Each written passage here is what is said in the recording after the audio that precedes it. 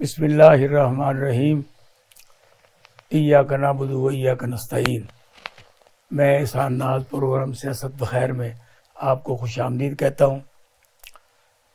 साबिक़ वज़ीर-ए-आज़म मियाँ मोहम्मद नवाज शरीफ आज उन अदालतों से होकर आ गए हैं और उन्होंने हाज़िरी लगवा ली है जिन अदालतों को मतलूब थे। कुछ में उनको फ़ारग कर दिया गया, कुछ में डेट डाल दी गई है, लेकिन उनका जिस तरह अदालतों में वादाना इस्तकबाल हुआ है वो भी अपनी मिसाल आप है। मियाँ मोहम्मद नवाज शरीफ साहब ने जो अपनी तकरीर में लोगों से वो याद दिलाया कि मैंने ये काम किए, वो काम किए, मोटरवे बनाई, एटम बम बनाया, बाकी सारी चीज़ें बनाई, लेकिन उन्होंने अपने भाई की 16 माह की हुकूमत जो थी ना, इसकी कोई कारकर्दगी पर कोई बात नहीं की।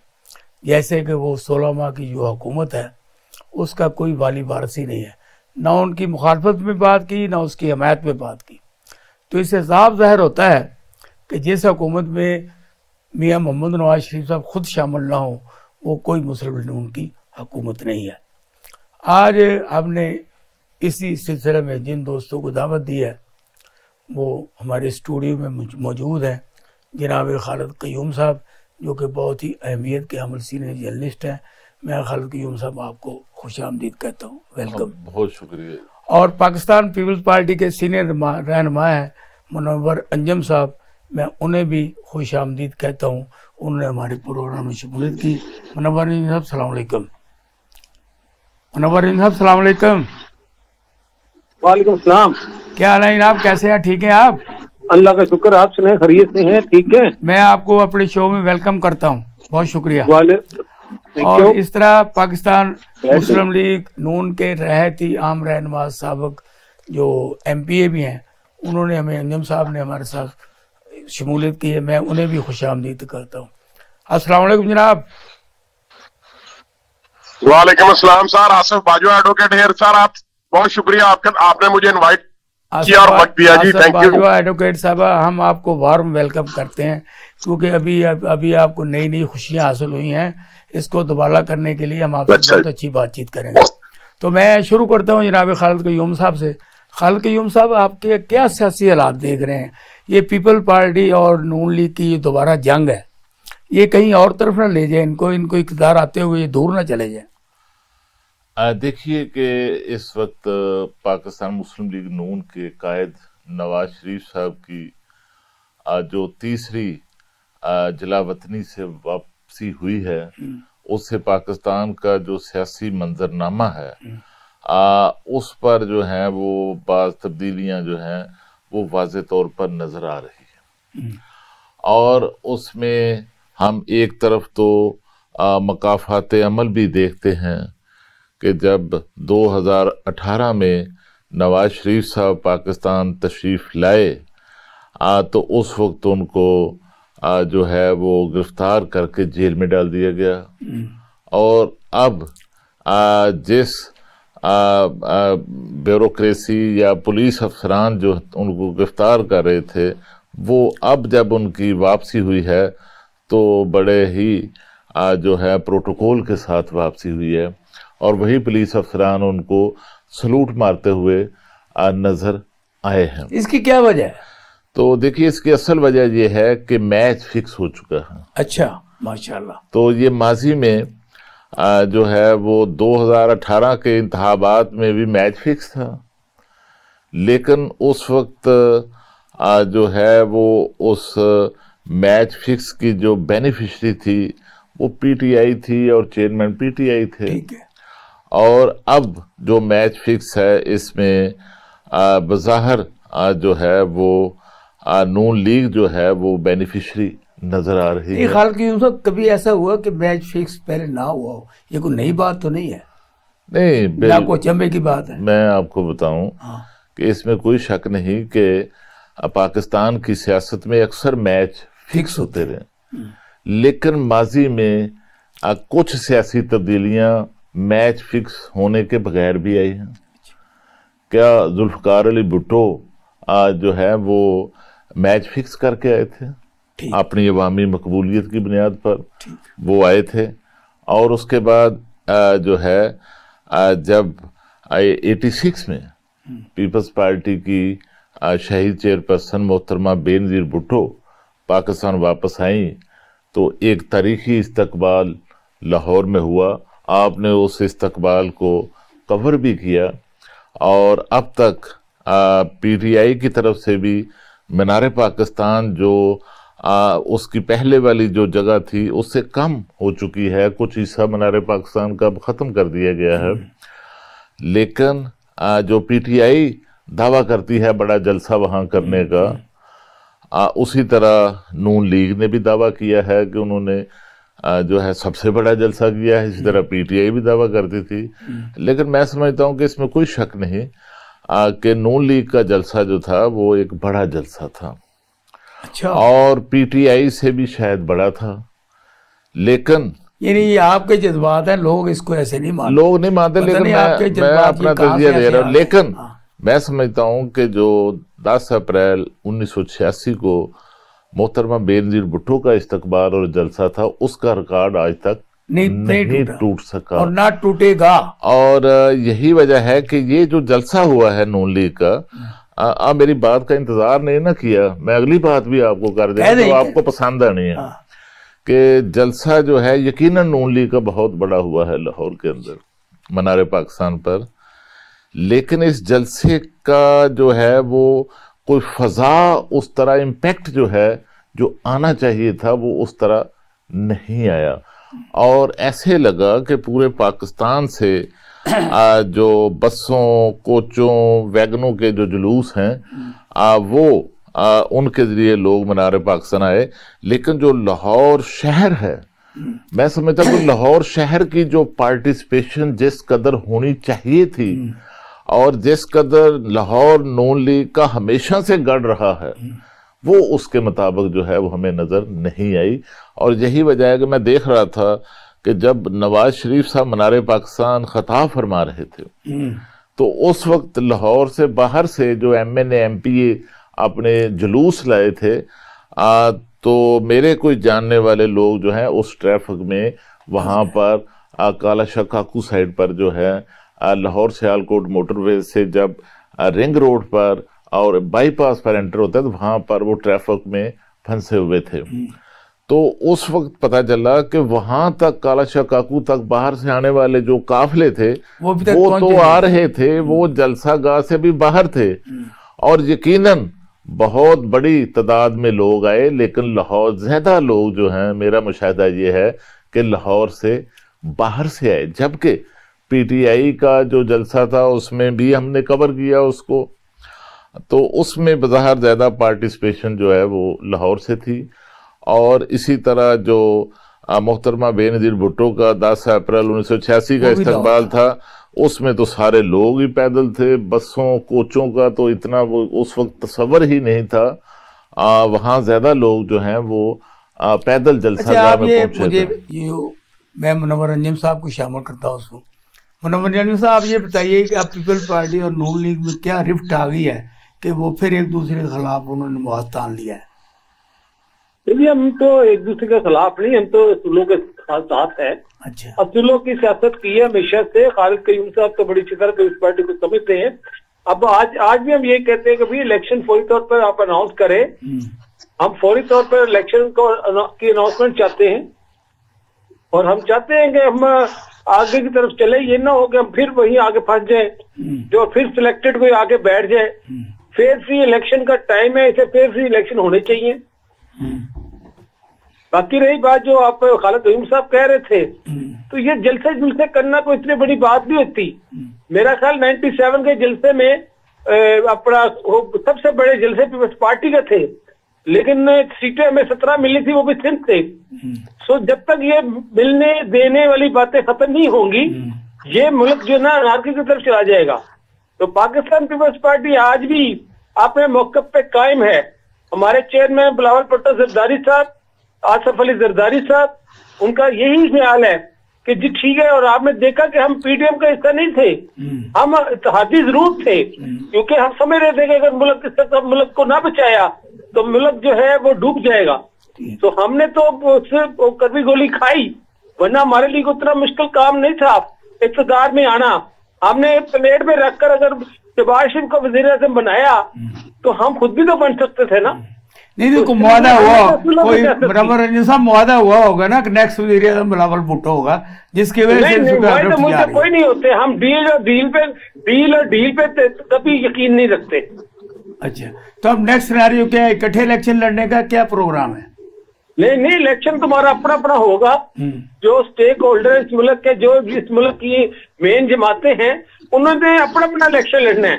नून ने अपना लड़ना है, पीपल्स पार्टी ने अपने लड़ना है, मौलाना फजल रहमान ने अपना। हाँ, जमात इस्लामी अगर कहीं के साथ हाजी बानी है वो अलग बात है, लेकिन मेरा ख्याल है कि पाकिस्तान में इस वक्त बहुत जरूरत है फेयर फ्री इलेक्शन की।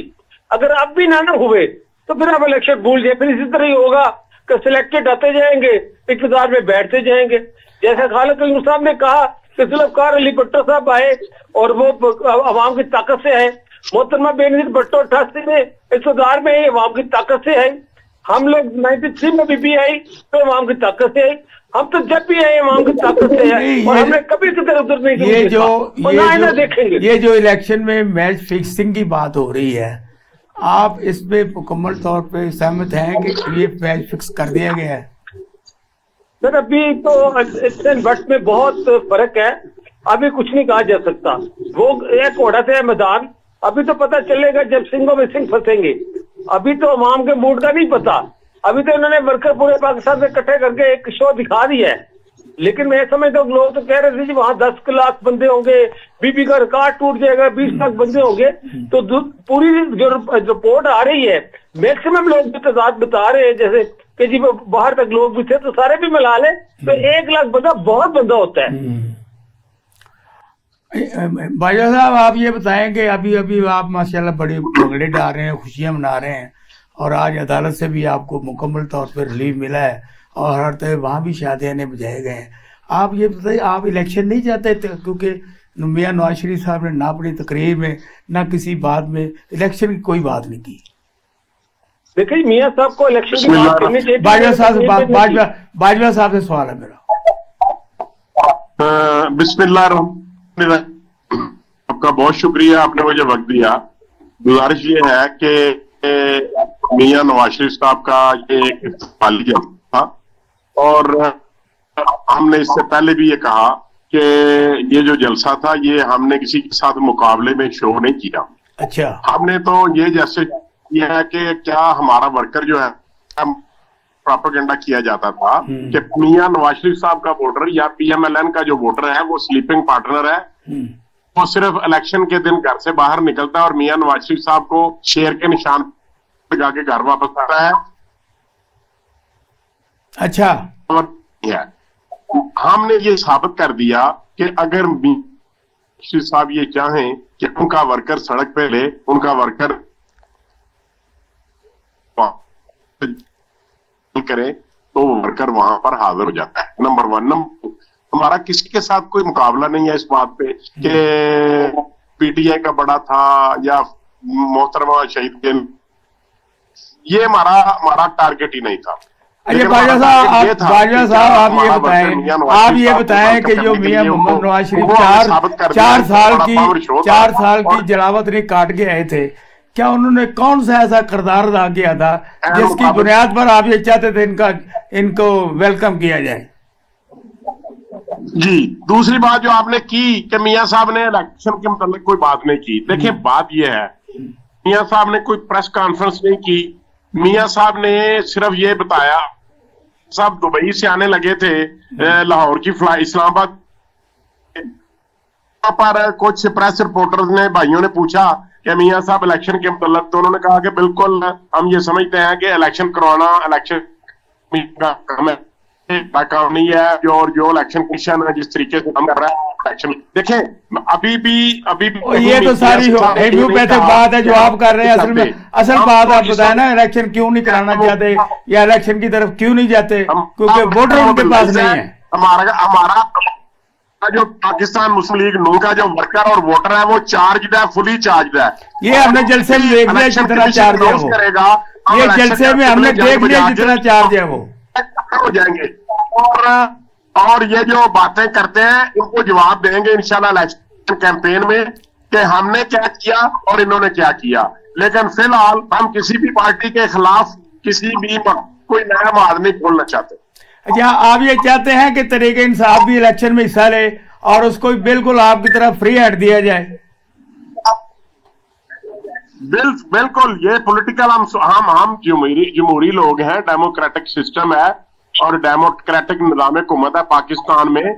और देखें, जो मियां नवाज शरीफ साहब ने कहा कि मैं कोई इंतकाम नहीं चाहता, मेरे देन में रत्ती भर भी इंतकाम नहीं है, और उन्होंने कहा कि हम इलेक्शन में जब जाएंगे तो फिर देखेंगे कि कौन हमारे मुकाबले में आता है। और इस वक्त हमारे लिए साजगार फिजा बड़ी साजगार है। हम ये पाकिस्तान लीग नून का इस वक्त कोई मुकाबला नहीं है। नहीं भाई साहब, आप कितनी देर के बाद इलेक्शन चाहते हैं कि इलेक्शन हो जाए? कितना टाइम आपको मिलना चाहिए? और किसके लिए सर? हमें टाइम की जरूरत ही नहीं है। सबसे ज्यादा तैयार इलेक्शन कमीशन जब भी डेट अनाउंस करे, हम ये नहीं कहेंगे कि आप इलेक्शन ना करवाएं। हम इलेक्शन अनाउंस करें, हम पार्टिसिपेट करेंगे और तमाम सीटों के ऊपर हमारे जो कैंडिडेट पार्टिसिपेट करें। चलो, मैं अब ये खालिद कयूम साहब से ये पूछता हूँ, इन दोनों जो हमारी मेहमानों ने और पाकिस्तान की दोनों सबसे बड़ी पार्टी है, उन्होंने अपने जज्बात का इजहार किया। नून लीग और हम फुल चार्ज है, आपने जलसे में देख लिया कितने वो डिस्चार्ज थे, जितने चार्ज थे ये आपने देख लिया। इस तरह मुनव्वर रंजन साहब ने भी दावा किया है। तो आप ये बताएं कि नेक्स्ट आप इलेक्शन सिनेरियो को देख रहे हैं, किसी किस्म की कोई इलेक्शन कैंपेन नहीं हो रही, किसी किस्म की कोई ऐसी एक्टिविटीज नहीं हो रही जिसे समझा जाए कि इलेक्शन हो रहे हैं? देखिए कि बाजा साहब फरमा रहे थे कि हम चाहते हैं कि फौरी इलेक्शन हों, लेकिन मैं समझता हूँ, और इलेक्शन कमीशन ऑफ पाकिस्तान का ये काम है कि वो इलेक्शन करवाए। यकीनन इंतखाबात का और इंतखाबी शेड्यूल का ऐलान इलेक्शन कमीशन ऑफ पाकिस्तान ही करेगा, लेकिन मैं समझता हूँ कि इंतखाबात उस वक्त होंगे जब मुस्लिम लीग नून वाज़े तौर पर जीतने की पोजीशन में होगी। अच्छा, तो ये कैसे पता चलेगा? हाँ, तो इसके लिए मैं आपको बताऊं कि मुस्लिम लीग नून जो है उसके हालात जो हैं यकीनन बेहतर हैं, और उसको जो बाद मुख्तलिफ हलकों और हुकूमत की तरफ से, जो निगरान हुकूमत है उसकी तरफ से भी उनके लिए अच्छे और साजगार फजा है। और इसी तरह की फजा है। मैं थोड़ा माजी की बात करूंगा, बाजवा साहब को भी इल्म होगा कि जिस तरह की सपोर्ट जो है वो 1988 के इलेक्शन में जो है वो IGI या मुस्लिम लीग नून को मिली थी, या 1990 के इलेक्शन में IGI और मुस्लिम लीग नून को मिली थी, उसी तरह की सपोर्ट जो है इन इंतखाबात में मुझे नजर आ रही है कि वो नून लीग को मिल रही है। आपको याद है कि 1988 में पंजाब के निगरान वजीर आला कौन थे? अच्छा। और 1990 में निगरान वजीर आला कौन थे? और जो है उसी तरह की जो सपोर्ट है वो नून लीग को मिल रही है। लेकिन इसके बावजूद मैं एक सवाल जरूर उठाऊंगा कि मुझे नहीं लगता कि सारा जो इक्तदार है वो मुकम्मल तौर पर किसी एक जमात को मिलेगा, और जो मुस्तकबिल का जो सियासी हुकूमत का नक्शा नजर आ रहा है उसमें किसी भी पार्टी के पास जो है वाज़े अक्सरियत नजर इसके इतनी बड़ी सपोर्ट के बावजूद जो है किसी पार्टी को नजर नहीं आ रही। यकीनन वजीर आजम जो हैं वो मैं समझता हूं कि वो नून लीग के होंगे, वो नवाज शरीफ साहब हो सकते हैं, वो शहबाज शरीफ साहब हो सकते हैं, लेकिन वफाक और चारों सूबों के अंदर जो हुकूमतें होंगी, सियासी हुकूमतें होंगी, वो मखलूत हुकूमतें होंगी। किसी एक जमात के बाद पास जो है वो वाजे जो क्लियर जो हुकूमतें हैं। जनाब मुनव्वर रंजन साहब, मैंने आपके लिए सवाल छोड़ा था, उसका जवाब दें। बहुत शुक्रिया। असल में ना हमारा मुकाबला ना तो नून से है ना अपना तरीके इंसाफ से है। हम तो अवाम की अदालत में जाएंगे, अवाम से कहेंगे कि जी आप बताएं कि आप हमारे काम, हम अपने काम लेके जाएंगे कि देखो जी हमने ये किया है, और हम अवाम से वोट मांगेंगे।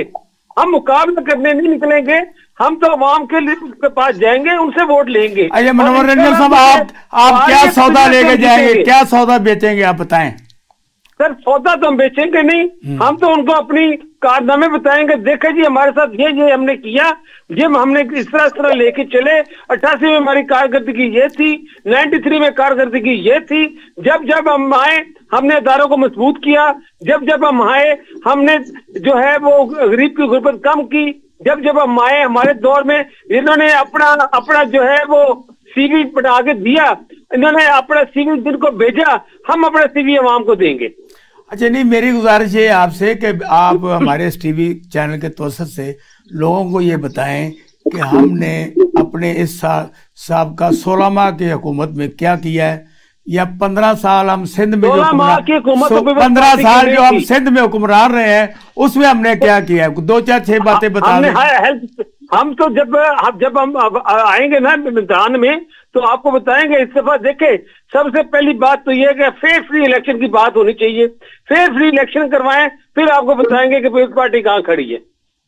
नहीं, मैंने जो गुजारिश की है ना, आप 16 माह भी हुकूमत में रहे हैं ना। नहीं जी, हम नहीं थे, हम उसके इत्तेहादी जरूर थे हुकूमत के। अच्छा, लेकिन ये है कि हम लोग जो है हुकूमत में तो नून की थी हुकूमत, जिसका होता है वही उसकी हुकूमत होती है। यानी इसकी महंगाई की जिम्मेदार नून लीग है, आप नहीं है। नहीं, हम कैसे हो गए? इसकी महंगाई की जिम्मेदारी 100% वो जो बच्चे किसान लोग थे, जो वजीर होता है वो जिम्मेदार होता है। नहीं, लोग तो यही समझते हैं भी आप बड़े उनके पार्टनर थे, आपने उन पे के गले पे अंगूठा रख के सारे काम अपने करवाए हैं, अब आप भाग रहे हैं। नहीं, हम भागने मैदान छोड़ के भागने वाले नहीं है। अलबत्ता हम ये जरूर है कि हम हुकूमत में उनके साथ रह के हमने मुल्क को बचाया, डिफॉल्ट होने से बचाया। अच्छा, यानी ये आपका कारनामा है? जी, बड़े कारनामे हैं। जब मैदान आए लगेगा सजेगा, फिर बताएंगे क्या क्या कारनामे। आपका भी इल्म में है क्या क्या कारनामे। भाई साहब, आप ये बताएं, आप वो कहते हैं सारा कुछ किया कराया जो है नून लीग का है, आप इससे इत्तेफाक करते हैं? मैं अर्ज करता हूँ ये जो 16 माह की हुकूमत है, ये हमारे लिए कोई काबिल फख्र दौर नहीं था। अच्छा,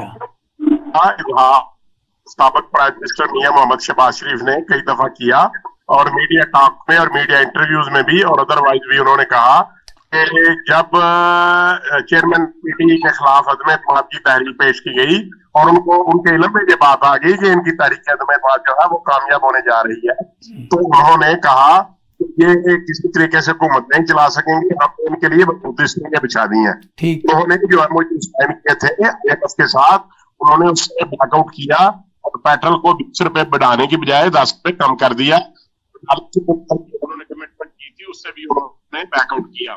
इस वजह से जो ट्रस्ट था वो शेक हुआ और पाकिस्तान के साथ IMF नहीं। भाई साहब, मुझे ये बताएं वो उनके दौर में 150 का पेट्रोल लीटर था, आप 350 पे ले गए, तो ये कितना बड़ा कारनामा सर अंजाम दिया आपने। हमने अपने वोटर को नाराज किया, हमने पाकिस्तान को डिफॉल्ट दिया, ये भी एक बहुत बड़ा कारनामा है। तो फिर आप इलेक्शन में जाएंगे तो क्या बेचेंगे? जब आपने महंगाई दी, पेट्रोल महंगा किया, डॉलर महंगा किया, लोगों की खुदकशियां की, तो आप क्या लेके जा रहे हैं मैदान में? फिर हमने जो जब भी मुस्लिम लीग नून की ये PDM की, ये मुस्लिम लीग नून की हुकूमत नहीं थी। हम जाएंगे जो हम PDM की गवर्नमेंट में किया उसके हम अकेले जिम्मेदार नहीं है। 12 बातें उसके जवाब इलेक्शन में जाएंगे, अपने आवाम को बताएंगे क्या किया और पाकिस्तान को डिफॉल्ट से कैसे बचाया।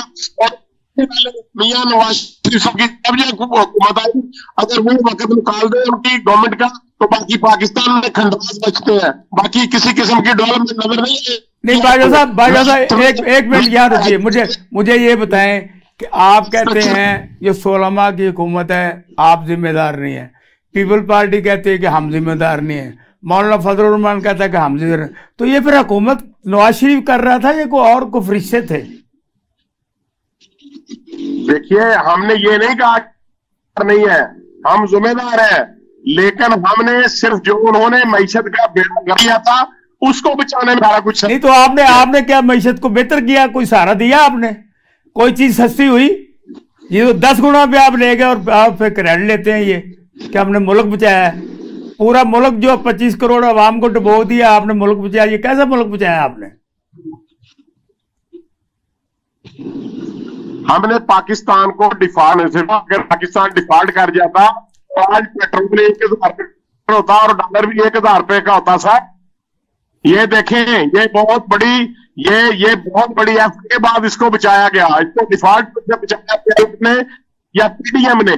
इसमें अगर वो भी हम सब जिम्मेदार हैं। अगर कुछ पॉजिटिव है तो सारा क्रेडिट हम सबको जाएगा। और हमें भी, पीपल्स पार्टी को भी और जमीयत इस्लाम को भी, सबको ओनरशिप नहीं पड़ेगी। हम इससे भाग नहीं सकते। अगर भागेंगे तो अवाम में हमारा इमेज खराब होगा। तो हम इसको ओन करते हैं। जो भी था उसको बर्दाश्त किया।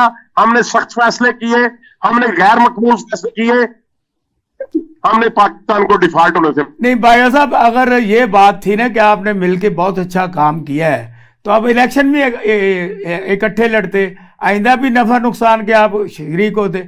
अब तो आपने एक दूसरे के खिलाफ जो है वो तलवारें कस ली हैं। तो ये कैसा आपका इत्तेहाद है, कैसा आपका मफाद है कि जब चीज आती है मफाद में, यानी जो मीठा मीठा है वो हबब कर थू, ये क्या है? सर मेरी अर्ज सुन लें, हम किसी भी तरीके से नहीं लड़ सकते। पाकिस्तान मुस्लिम लीग नून का वोटर, पाकिस्तान मुस्लिम लीग नून का सपोर्टर को तस्लीम नहीं करता कि हम पीपल्स पार्टी के साथ पर इलेक्शन लड़ें। अच्छा। और लेकिन जब हुकूमत के मजे लेने तो आप इकट्ठे हो जाते हैं। आप वोटर सपोर्टर आप पसंद नहीं करते। What is this? जी भाई साहब।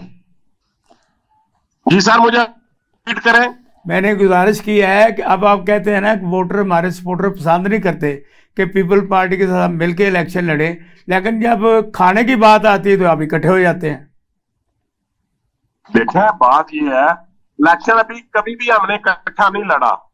अगर तरीके अदम दिमाग के वक्त या पीटीए में इकट्ठे हुए, पीटीए के खिलाफ सब जमातें इकट्ठी थी, क्योंकि 2018 का इलेक्शन चुराया गया था, इस वजह से इकट्ठे हुए।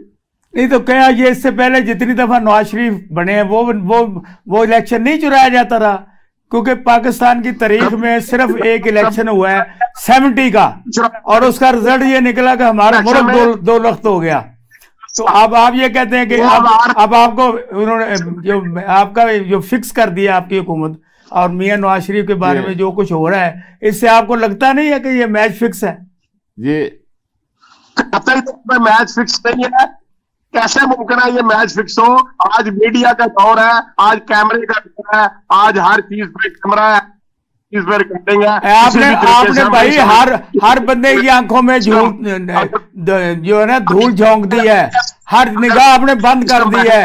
मीडिया को आपने इतना पैसा दिया, इतना पैसे, वो गुंग होके रह गए हैं। अगर आरडीएस सिस्टम अगर बैठ जाएगा तो फिर हम देखेंगे क्या होता है। अगर आरडीएस सिस्टम नहीं बैठेगा तो इसका मतलब है इलेक्शन गैर जानबदार और शफाफ। अच्छा खालिद यूम साहब, आप बताएं, क्योंकि आप माशाल्लाह हमारे तबसरा नगार हैं। आप मैच फिक्स की बात करें। तो मैं आपको एक और खबर देना चाहता हूँ कि ये मैच जो फिक्स है, ये पीपल्स पार्टी और नून लीग के दरमियान भी मैच फिक्स है। अच्छा। और नून लीग भी चाहती है, नून लीग को हमेशा एक साफ टारगेट मिला पीपल्स पार्टी का, और पहली दफा उनको जो टफ टारगेट मिला है वो पीटीआई का मिला। और अब भी नून लीग चाहती है कि उनके मुकाबले जो हैं वो पीटीआई के साथ ना हो, उनके मुकाबले जो हैं वो पीपल्स पार्टी के साथ। कैसे पॉसिबल है? पीटीआई कहां चली जाएगी? लेकिन ये मुमकिन नहीं। जब इलेक्शन की फजा बनती है तो फिर आप जानते हैं कि फिर जब उम्मीदवार मैदान में आते हैं और सियासी जमातें मैदान में उतरती हैं तो सूरत हाल जो है वो फिर बदल जाती है। और इसमें भी कोई शक नहीं कि जो महंगाई का जो फैक्टर है, ये भी जो है एक बहुत बड़ा इशू है। और यही वजह है कि जो 16 माह की इत्तेहादी हुकूमत थी, उस हुकूमत का अब कोई ओनरशिप लेने के लिए तैयार ये देखो ना, आपके सामने दोनों नवाज शरीफ साहब जो हैं वो पाकिस्तान उन्होंने अपनी तकरीर में नाम लिया ना बुरा ना अच्छा। 16 माह की जो हुकूमत थी, इससे अपने आप को फासले पर रखा है। वो इस 16 माह की हुकूमत की कारकर्दगी जो है उसको अपने साथ नहीं जोड़ना चाहते। इसमें कोई शक नहीं कि नवाज शरीफ साहब की जो माजी की तीनों हुकूमतें हैं, बाजवा साहब आपकी जो तीनों हुकूमतें हैं, उनमें नवाज शरीफ के दौरे हुकूमत में पाकिस्तान के अंदर एक मुआशी तरक्की और मुआशी खुशहाली आई है, ठीक बेहतरी रही है। और अब भी नवाज शरीफ साहब पाकिस्तान आए हैं और मनारे पाकिस्तान उन्होंने एक मुआशी मेशत की बहाली का एजेंडा दिया है, अपना एक नौ नकाती एक जो है वो एजेंडा उनकी तरफ से दिया गया है। और इलेक्शन में भी जो इस इलेक्शन के अंदर मैं आपको बताऊं, नून लीग समेत तमाम जो बड़ी सियासी जमातें हैं वो अपना अपना मुआशी एजेंडा देंगी, क्योंकि ये इलेक्शन जो है ये मेशत के गिर्द घूमेगा और मेशत की बहाली जो है वो इस इलेक्शन का मैं आपको बताऊं सबसे बड़ा एजेंडा होगा। मुझे आप ये बताएं, आप आइंदा आने वाले इलेक्शन में किन सियासी पार्टियों को आपस में मुकाबला देख रहे हैं, और क्या आप ये देख रहे हैं कि जब फिर हुकूमत बनेगी तो ये फिर चूचू का मुरब्बा होगा, किसी को भी दो ताई अक्सरियत नहीं मिलेगी? मैं तो पहले कह चुका हूँ कि वजीर आजम हो सकता है कि नून लीग का हो, बिलावल नहीं बन सकता। कमाल करते हैं बार बार। बिलावल साहब भी उम्मीदवार हैं। हाँ। लेकिन मुझे फिर लगता है कि देखिए पाकिस्तान के इस वक्त जो हालात, मुआशी हालात हो चुके हैं, जो मुआशी बदहाली हो चुकी है और इस मुल्क में जो गवर्नेंस की सूरत हाल हो चुकी है, उनको कोई एक पार्टी जो है इस मुल्क को बहरानों से नहीं निकाल सकती, मेशत को बहाल नहीं कर सकती, जब तक तमाम सियासी जमातें एक पेज पर नहीं आएंगी, मिलकर एक मफाहमती एजेंडे के साथ मैदान में नहीं आएंगी, उसके बगैर इस मुल्क के अंदर मेशत जो है वो बहाल नहीं हो सकती। मैं समझता हूं कि जिस तरह मसाके जमहूरियत हुआ था, इस तरह उसी तर्ज पर जो है एक मसाके मेशत जो है वो भी इस मुल्क की मेशत की बहाली के लिए जरूरी है। खालिद यूनुस साहब ये बताएं कि अब पीपल पार्टी के सरबराह तो खुड़े रहने लग गए ना, अब पीछे चौधरी प्रेसिडेंट है,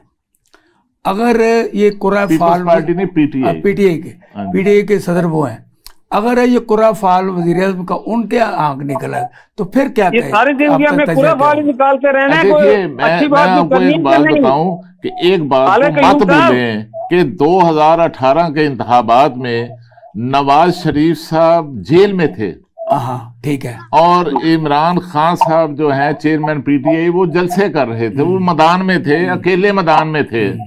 और पीपल्स पार्टी को भी जो है वो उस तरह फ्री हैंड इलेक्शन में नहीं दिया गया था। पीपल्स पार्टी का भी 2018 के इंतखाबात में रास्ता रोका गया था और हर तरफ एक पार्टी जो है यानी एक ही सिनेरियो हर इलेक्शन में, हर इलेक्शन में एक ही सिनेरियो होता है। लेकिन इलेक्शन में जेल में होने के बावजूद, नवाज शरीफ साहब के जेल में होने के बावजूद पंजाब के अंदर नून लीग की नशिस्तें ज्यादा थी, नून लीग जीती थी, नून लीग की कौमी असेंबली की नशिस्तें ज्यादा थी और नून लीग की पंजाब असेंबली की नशिस्तें ज्यादा थी। वो तो हेलीकॉप्टर फिर गया ना। बेशक वो जेल में थे, लेकिन उनका जो बयानिया था उस बयानिए की जीत हुई। और इसी तरह मैं समझता हूं कि ये मत समझे कि अगर किसी पार्टी का कोई लीडर जेल में है तो उसका सपोर्टर वोटर जो है वो शायद जो है वो वोट ना डाले। मैं नहीं समझता कि वो पीटीआई का जो वोटर है जिस कदर भी है वो यकीनन अपना रिएक्शन इलेक्शन में दे सकता है। और इसमें खास तौर पर जो यूथ है वो तो मैं समझता हूं कि किसी के रोकने के बावजूद भी अपना वोट जरूर डालेगी। वह वो मुनव्वर रंजन साहब को इसमें शामिल करते हैं। मुनव्वर रंजन साहब कुछ कह रहे थे आप? मुनव्वर रंजन साहब कट गए? हेलो हाँ बाजा बात कर रहा हूँ जी। जी बाजा साहब आप ये बताएं कि पाकिस्तान मुस्लिम लीग जो कि पाकिस्तान की खालक जमात है और इतनी दफ़ा वो हुक्मरान भी रहे हैं, और अब आके मियाँ नवाज शरीफ साहब ने ये फरमाया है कि अगर हमें मौका मिला तो हम कौम की खिदमत करेंगे और महंगाई का खात्मा होगा और बाकी सारी बातें ये नौ दिखाती एजेंडे पे। इस पे आप किस तरह अमल दरामद करेंगे? देखिए, मैं आपको अर्ज करूं कि जब मई 2098 जी में साहब आप कुछ कह रहे थे। जी मैं अर्ज कर रहा था, फरमाए। मैं कहा ये सारी जिंदगी हमने इसी चक्कर में रहने हैं कि हमारी जिंदगी में मुमकिन नहीं है फेयर फ्री इलेक्शन। क्या हम नहीं देख सकते कि इस मुल्क में फेयर फ्री इलेक्शन हो जाए, जो भी जीत के उसको इख्तियार मिल जाए? मुझे इससे कोई गर्ज नहीं है बीइंग ए पॉलिटिकल वर्कर कि वो कौन सी जमात जीत कर आए। सही बात। मुझे सिर्फ इस बात से गर्ज है कि इस मुल्क में खुदारा फेयर फ्री इलेक्शन की तरफ सारे मुत्तफिक हो जाए, कोई मिसाके जमहूरियत भी कर ले और मिसाके जमहूरियत भी है, लेकिन मैं फिर भी कहूंगा कि इसमें मिलकर तमाम बातों को सिर्फ एक बात पे जोर देना चाहिए कि खुदारा इस मुल्क में फेयर फ्री इलेक्शन के लिए साजगार माहौल पैदा करें और यहाँ पे पाबंदी लगा दें कि जो पैसे के बलबूते पे इलेक्शन जीत कर आता है उसको अवाम बाइकाट अवाम करे और सियासी जमातें भी बाइकाट करें। अब ये पैसे की सियासत को खत्म करना चाहिए कि ट्रू लोगों को भी आगे आना चाहिए जो कि जिनके पास पैसे नहीं है लेकिन इस मुल्क के लिए कुछ करना चाहते हैं। मुनव्वर रंजन साहब, इसमें आपकी पार्टी के जो कायद हैं असद अली जरदारी साहब, जो वैसे भी सब पे भारी हैं, वो को अपना किरदार अदा करें ताकि लोगों को पता चले कि ये मामला इस तरह भी चल सकता है। जी हम तो तैयार हैं, हम तो अपना किरदार अदा कर रहे हैं। हम तो कह रहे हैं कि इलेक्शन टाइम पे कराएं। क्यों भाग रहे हैं सब लोग इलेक्शन से? क्यों कह रहे हैं कि इलेक्शन टाइम पे नहीं होना चाहिए? हम अपनी मर्जी से करेंगे। एक बंदे की खातिर आप इलेक्शन को आगे कर देते हैं। कैसे नून लीग को पता था कि फरवरी में इलेक्शन हमने करवाने हैं? ये क्यों नहीं हुए नवंबर की 10 तारीख को? ये इलेक्शन होने चाहिए थे और ये होने चाहिए। ये जो इस वक्त हमारे निगरान हुक्मरान हैं, ये जो रोल अदा कर रहे हैं और ये मुस्लिम लीग नून की बी टीम बने हुए हैं, इस बारे में आपकी क्या राय है?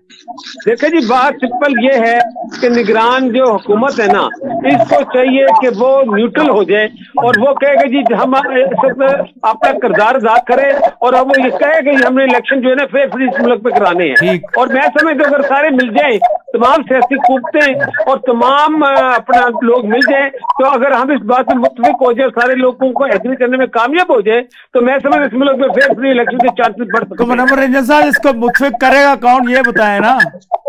सर कौन मिलजुल के करेंगे ना? तमाम पार्टियों के करना, किसी के सर पे सुरखाब बिठाए ना।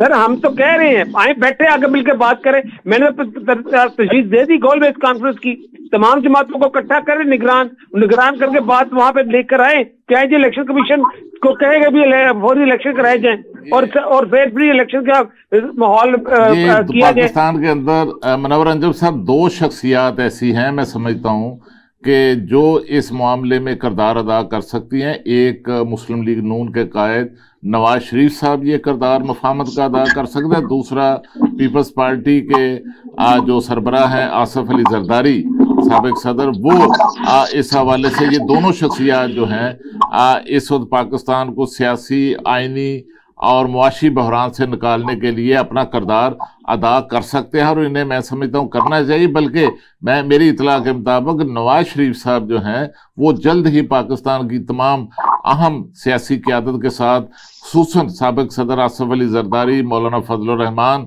और दीगर जो नुमाया लीडरशिप है उनके साथ जो है वो राब्तों का आगाज करने ये तो वाले पहले ही इकट्ठे हैं सारे। बात तो वो जिसके साथ इनकी अनबन है, इमरान खान से बात की, आप फिर बात वही, ये तो सारे पहले इकट्ठे हैं। भाईजान साहब आप हमें ये बताएं कि आपको एपीसी बुला रहे हैं, आप राब्ता कर रहे हैं? भाईजान साहब तो मैंने पूछा है। सर आप जो बात कर रहे हैं, मेरी बात सुने, आपकी बड़ी मेहरबानी, मुझे आपने दिया है। गुजारिश ये है जिस शख्स का आप नाम ले रहे हैं चेयरमैन पीटीआई का, उसके मुतल्लक तो है कि वो किसी से बात करना ही नहीं चाहते। जब ऑल पार्टीज कॉन्फ्रेंस बुलाई गई उसमें भी उन्होंने इनकार किया। उससे पहले जब मियां शहबाज शरीफ साहब ने जब बीइंग अपोजिशन लीडर लिया उस वक्त भी नहीं अब आपके मियां नवाज शरीफ साहब ने कहा मैंने को बदला लेने। अब की बात करें, छोड़े उस बात की, अब की बात बताएं। कोई क्या करेगा सर? आज तक उन्होंने करना पसंद नहीं किया। इतना जिद्दी और इतना मुतकब्बर इंसान जो है, जो किसी से बात करना चाहे, उसको क्या सियासत करने का हक हासिल होना चाहिए? लिया वोटर उसके साथ है, आप क्या कैसे रोक सकते हैं? जब वोटर उसके साथ आप कैसे रोक सकते हैं? नहीं चाहता तो क्या करेंगे मियां नवाज शरीफ साहब? जो बात खालिद की ने की है, मैं उससे इत्तेफाक हूं कि पाकिस्तान को इस मझधार से निकालने के लिए मियां मोहम्मद नवाज शरीफ साहब जब दीगर साथियों को बिलखसूस साथ जरदारी साहब को साथ लेके ये जो दीगर जमातों के साथ एक ज्वाइंट जगह करेंगे, बहुत बड़ी इजलास करेंगे, तो फिर इंशाल्लाह मसाइल का हल निकलेगा।